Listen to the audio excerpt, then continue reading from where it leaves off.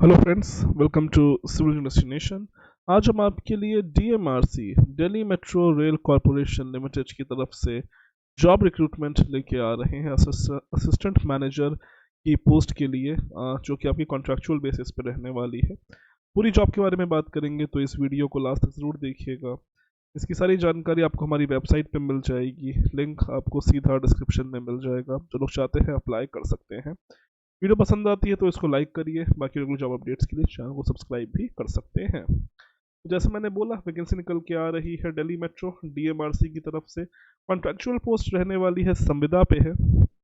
ठीक है, जैसे कि आप देख सकते हैं assistant manager consulting services, number of post 1 है। ठीक है, पोस्ट बढ़ भी सकती है, घट भी सकती है, डिपेंड होता है। हो सकता है कैंसिल भी हो जाए, हो सकता है बढ़ भी जाए, कुछ कहा नहीं जा सकता है, लेकिन फिलहाल तो अभी चालू है।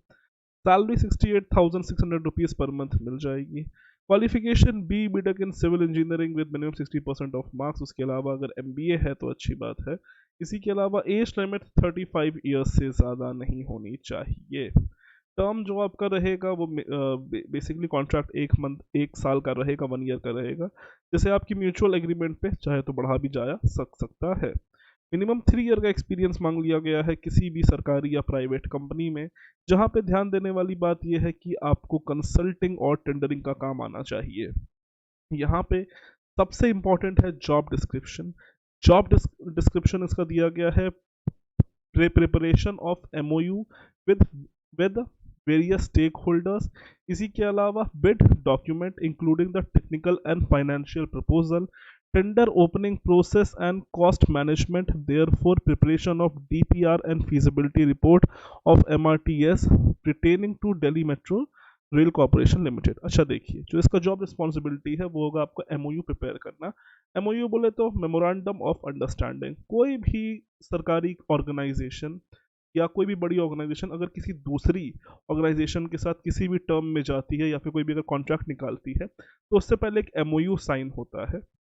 उसी के जो टर्म्स एंड कंडीशंस होते हैं, दो कंपनियां या दो ऑर्गेनाइजेशन उन्हीं के टर्म एंड कंडीशन के हिसाब से साथ में काम करती हैं। ये एक लीगल डॉक्यूमेंट होता है। इसी के अलावा आपको कॉन्ट्रैक्ट का काम आना चाहिए।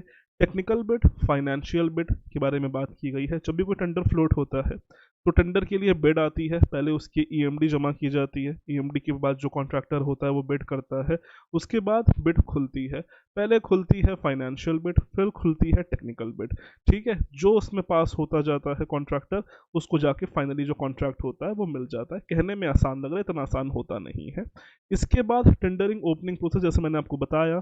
ठीक है, और प्रिपरेशन ऑफ डीपीआर, ये डिटेल्ड प्रोजेक्ट रिपोर्ट है, डेली प्रोग्रेस रिपोर्ट नहीं है। जो आपका प्रोजेक्ट है उसको आपकी डिटेल्स बनानी होंगी।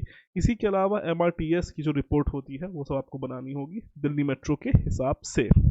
ठीक है, इसी के अलावा सैलरी की बात कर ले तो 68,800 रुपीज़ पर मंथ मिल जाएगा। इसी के अलावा कोई और बेनिफिट नहीं मिलेगा।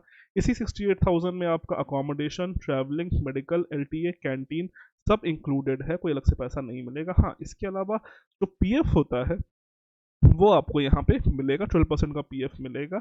आपकी सैलरी से कटेगा, प्लस उतना ही पीएफ आपको जो सरकार होती है वो भी देगी। इसके अलावा जो 65% ग्रेजुएटी होती है वो भी यहाँ पे आपको मिल जाएगी। एक तरह की पूरी रेगुलर जॉब ही है, लेकिन बस ये है कि रेगुलर ना होकर कॉन्ट्रैक्चुअल है। आपका जो कॉन्ट्रैक्ट होगा हर साल बढ़ता जाएगा। मेरे हिसाब से कोई बुरी नौकरी नहीं है। हर साल आपका कॉन्ट्रैक्ट बढ़ता जाएगा और काम रिस्पॉन्सिबिलिटी, जॉब रिस्पॉन्सिबिलिटी यहाँ पे बहुत अच्छी है। पूरा ऑफिस जॉब है, पूरा आपका हाई लेवल पे ही आपका चलेगा। सिलेक्शन यहाँ पे आपका सीधे पर्सनल इंटरव्यू होगा और फिर आपको एक मेडिकल होएगा। ठीक है, बाकी कुछ आपको श्योरिटी बॉन्ड यहाँ पे भरना होगा 3 लाख का स्टार्टिंग में। इसी के अलावा कोई भी अगर टूर होगा तो जो नियम है उसके हिसाब से आपको टूर मिल जाएगा। लीव्स जो भी होंगी सीएल पीएल डीएमआरसी के कैलेंडर के हिसाब से यहाँ पे आपको मिल जाएगा। सिलेक्शन जैसे मैंने आपको बताया, यहाँ पे आपका एक पर्सनल इंटरव्यू होगा। हो सकता है कि ऑनलाइन हो सकता है कि ऑफलाइन हो सकता है कि वॉक इन भी कर दे। अभी कुछ कंफर्म नहीं है। नंबर ऑफ बेसिकली जो पोस्ट होंगे उसके हिसाब से डिपेंड करेगा। जहाँ तक मुझे लग रहा है भीड़ अच्छी खासी रहने वाली है।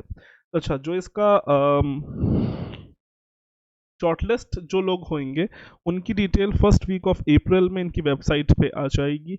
इसी के अलावा जो इंटरव्यू है 3rd वीक ऑफ अप्रैल में हो सकता है एट मेट्रो भवन। ठीक है, ऑनलाइन भी हो सकता है, ऑफलाइन भी हो सकता है, और जो रिजल्ट है 4th वीक ऑफ अप्रैल में आ जाएगा। तो इनको 1 महीने में ही कहीं ना कहीं हायरिंग करनी है, ये चीज़ क्लियर हो गई है। इसका एक फॉर्म है, या फॉर्म देख सकते हो, ये फॉर्म आपको भरना है। भरने के बाद हमने सब डॉक्यूमेंट्स यहाँ पे अटैच करने हैं। क्या क्या अटैच करने हैं यहाँ पे लिखा हुआ है।